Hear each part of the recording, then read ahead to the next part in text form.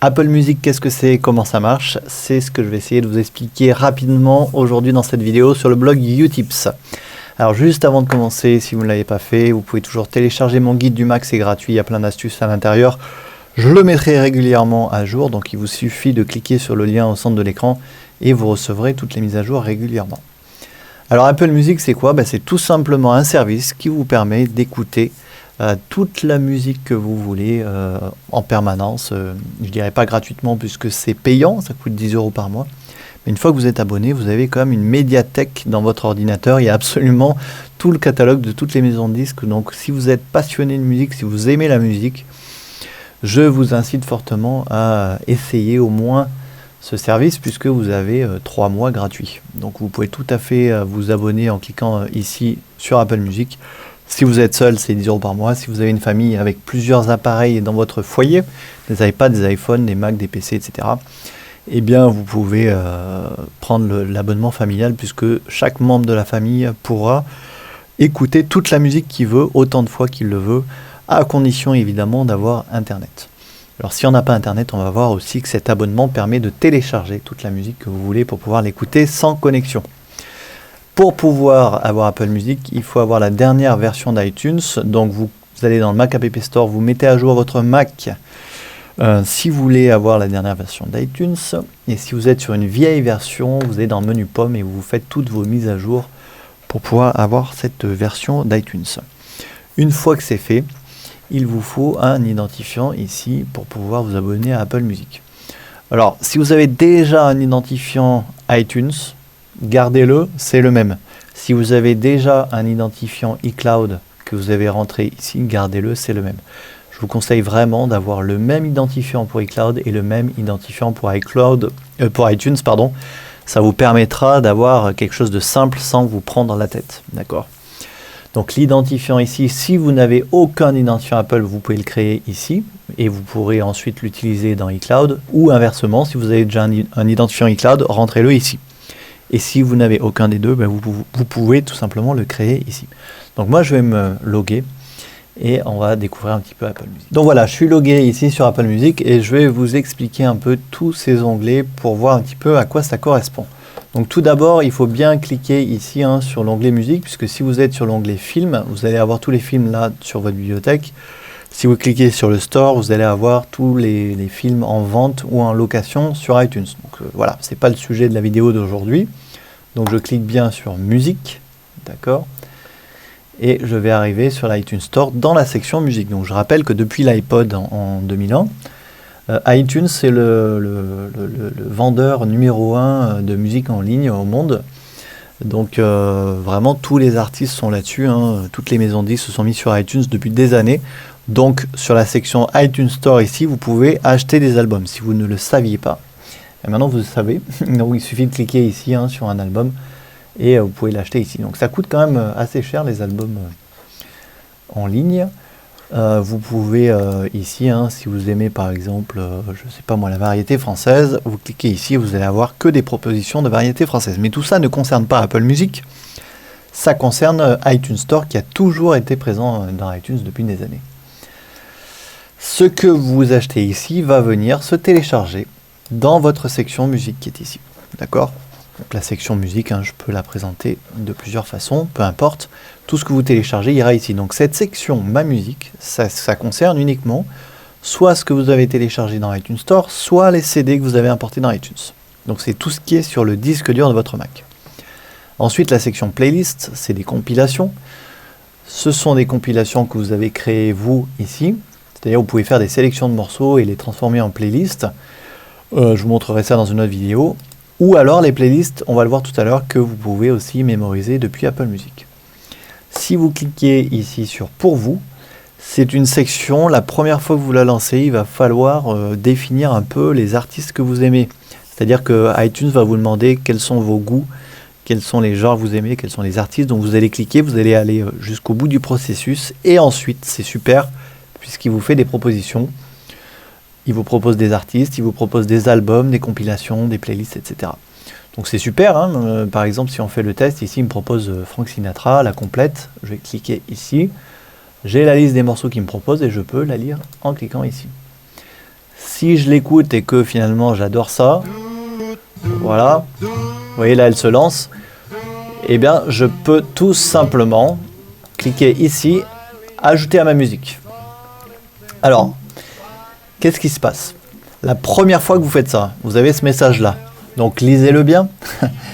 Je vais essayer de vous expliquer ça simplement. Si vous avez déjà de la musique en fait dans iTunes ou sur d'autres appareils, par exemple, vous pouvez tout à fait avoir de la musique sur votre iPod, par exemple, je sais pas moi, 30, 40, 50 gigas de musique sur l'iPod et rien sur le Mac.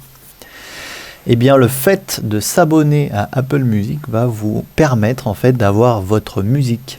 Mettons que votre iPod a 30 gigas de musique, eh bien ces 30 gigas vont se retrouver sur tous vos appareils accessibles en streaming. Attention, il ne va pas le télécharger sur les appareils, si vous voulez, il va le mettre dans la bibliothèque sans qu'il soit présent sur votre Mac. Par exemple, si j'ai 30 gigas de musique dans l'iPod, il va les mettre sur le Mac, je vais les voir, je pourrai les écouter en streaming, et si j'ai envie, je peux les télécharger, mais je ne suis pas obligé.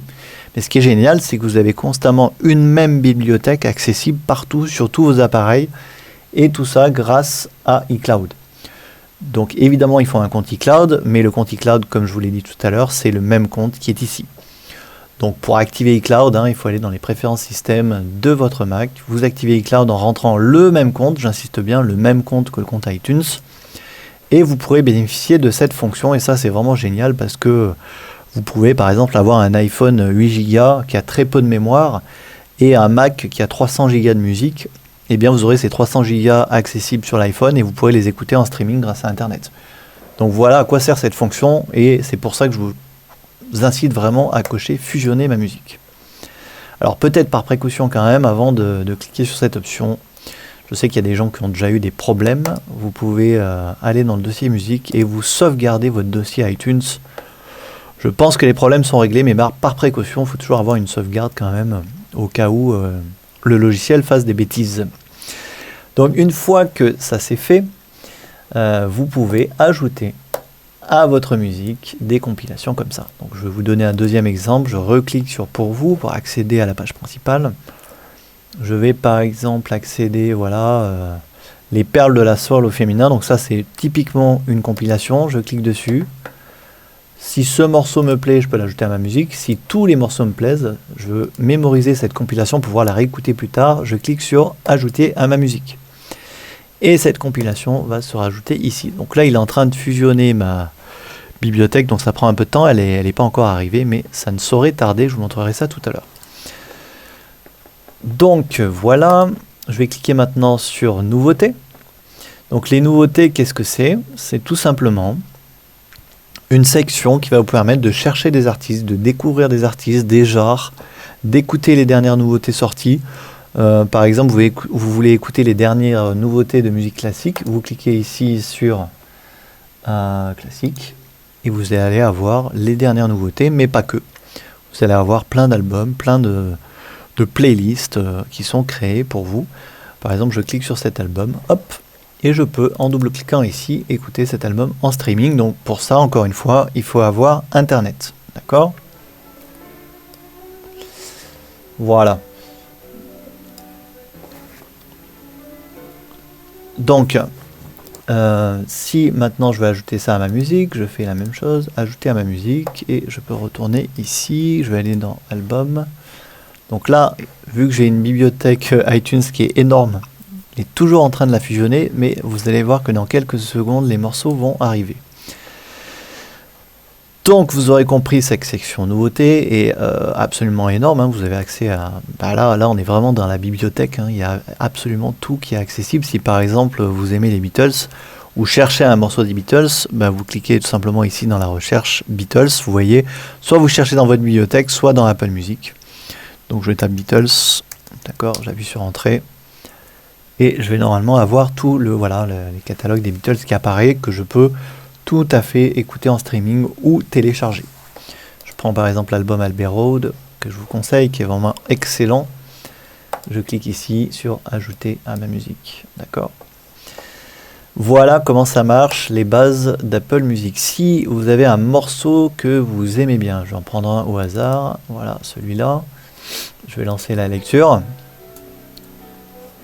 Voilà, je vais double-cliquer. OK. Admettons que j'aime bien ce morceau. Je peux cliquer sur le petit cœur qui est là pour dire à iTunes j'aime bien ce morceau. Donc lui, à partir de là, ça va rajouter des critères en fait sur cette section pour vous. Et du coup, cette section pour vous sera d'autant plus pertinente. Au plus vous mettez les cœurs sur des morceaux que vous aimez bien, au plus la section pour vous va correspondre à vos goûts et sera vraiment géniale pour vous, justement. C'est pour ça que ça s'appelle pour vous. Donc il faut bien jouer le jeu en fait, si vous voulez. Et dès que vous aimez un morceau, vous cliquez sur le petit cœur qui est là. Donc voilà pour la section nouveautés. Ensuite, on a la section radio. Donc la section radio est aussi super intéressante puisque si vous voulez pas vous prendre la tête, vous voulez juste simplement écouter de la musique, vous ouvrez votre Mac, vous dites tiens j'ai envie d'écouter du jazz. Eh bien c'est simple, vous allez cliquer ici sur jazz, voilà sur le petit bouton play et votre Mac va jouer du jazz jusqu'à ce que vous l'éteigniez. Donc voilà, il va jouer des morceaux à la suite qui va piocher dans le catalogue iTunes. S'il y a des morceaux que vous n'aimez pas, c'est super simple, vous cliquez ici, hop, et vous passez au suivant. Donc c'est vraiment génial, ça permet de découvrir plein d'artistes. Par exemple, cet artiste que je ne connais pas, je peux tout simplement cliquer ici et je vais aller à l'artiste et ainsi découvrir toute sa discographie. Est-ce que c'est quand même pas génial ? Donc moi je dois dire que depuis que je suis abonné à Apple Music, je découvre vraiment des dizaines et voire des centaines d'artistes. Ça permet d'écouter beaucoup plus de musique que si on n'avait pas Apple Music, parce que sinon il faudrait aller à la médiathèque ou alors dépenser énormément d'argent sur l'iTunes Store. Je sais pas, j'aurais déjà acheté peut-être une centaine d'albums depuis que je suis abonné, ça m'aurait quand même coûté beaucoup plus cher que l'abonnement à 10 € par mois. Donc voilà pour la section radio. Juste une dernière chose sur cette section radio. Ici, cette radio Beat One est une vraie radio qui est proposée par Apple avec des animateurs. Ce qu'il faut savoir, c'est qu'elle est orientée hip-hop, musique électronique. Mais à l'avenir, je pense qu'il y aura d'autres radios qui vont arriver, donc patience. En attendant, vous pouvez toujours lire ces radios, on va dire, automatiques. Et là, il y en a vraiment pour tous les goûts, hein. Il y a du pop, de la pop, du classique. Voilà, c'est quand même super agréable.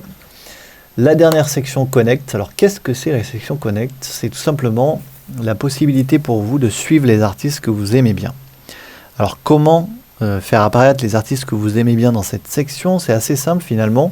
Quand vous écoutez un morceau, ici, vous cliquez sur les 3 petits points, vous allez cliquer sur Aller à l'artiste. Et si vous voulez le suivre, eh bien, il suffit simplement de cliquer ici sur Suivre. D'accord ? C'est aussi simple que ça. Donc voilà pour cette section Connect. Et là, on arrive à la fin puisqu'on est maintenant sur l'iTunes Store. Donc là, c'est vraiment pour acheter des CD. Donc, est-ce qu'il faut acheter des CD ou est-ce qu'il faut s'abonner à Apple Music ? Je dirais que c'est à vous de voir en fonction de votre consommation de la musique. Si vous vraiment vous adorez la musique, vous achetez régulièrement des CD, la question peut se poser puisque Apple Music vous proposera beaucoup plus. Vous avez une collection illimitée d'albums et d'artistes. Et vous avez les dernières nouveautés en permanence, donc vous avez comme une bibliothèque à la maison dans votre Mac. Plus besoin d'aller à la bibliothèque emprunter des CD, ça c'est révolu, cette époque est révolue. Et si vous avez une bonne chaîne Hi-Fi chez vous, ben vous pouvez tout simplement dédier un Mac et le mettre sur votre ampli et le connecter à votre chaîne Hi-Fi. Vous le consacrez qu'à ça, ou alors ça peut être un iPod ou un iPad ou un iPhone que vous consacrez qu'à ça. Et ainsi, vous écoutez de la musique de cette manière et c'est absolument fabuleux. Vous avez aussi, sinon, la possibilité d'envoyer le son de votre Mac sur des enceintes Bluetooth. Ça se fait beaucoup aujourd'hui. Donc là, Apple Music prend encore plus son sens puisque vous n'avez rien à connecter. Votre Mac, vous pouvez l'envoyer le son sur les enceintes que vous avez achetées, sans fil. Voilà, j'espère que je vous aurai un petit peu éclairé sur le fonctionnement d'Apple Music. J'aurai l'occasion de faire d'autres tutos. Voilà, vous voyez, juste avant de terminer, vous voyez que toute ma musique qui est sur mon autre Mac vient d'arriver sur ce Mac. C'est ce que je vous disais tout à l'heure. Si je vais ici, vous voyez maintenant j'ai 1913 albums que j'ai accès en fait sur ce Mac. Mais en fait, en réalité, ils n'y sont pas. Puisque vous voyez, j'ai des nuages partout. Ça veut dire que tous ces morceaux, je peux tout à fait les lire, voilà, mais il va les lire en fait en streaming. Et si je veux les télécharger, j'ai simplement à cliquer ici sur le petit nuage. D'accord? Donc tous les albums que vous téléchargez sur Apple Music se retrouvent ici. Vous voyez, et vous avez le petit nuage. Donc si vous avez par exemple rajouté cet album, voilà, David Bowie à votre musique, je vais l'afficher. Ok, je vais double-cliquer sur la chanson. La lecture se lance, d'accord? Mais attention, il est bien dans la section Ma musique, mais vous le lisez toujours en streaming, c'est-à-dire qu'il n'est pas sur votre Mac. Si vous voulez le télécharger sur votre Mac, il suffit de faire ça et vous cliquez sur télécharger. Et là, il va se mettre à télécharger tous ces morceaux sur votre Mac, tout simplement. Et vous pourrez les écouter hors ligne, même si vous n'êtes plus connecté à Internet. Donc voilà. Donc ça, c'est aussi un avantage d'Apple Music. On n'est pas obligé d'avoir Internet tout le temps. Et vous pouvez télécharger des morceaux pour les écouter sans Internet, pardon. Ok, voilà, j'espère que ce petit éclairage vous aura aidé. Et moi, je vous dis à très bientôt sur le blog Utips. On aura l'occasion de reparler d'Apple Music, puisqu'il y a encore pas mal de choses à dire sur le sujet. Merci et à bientôt.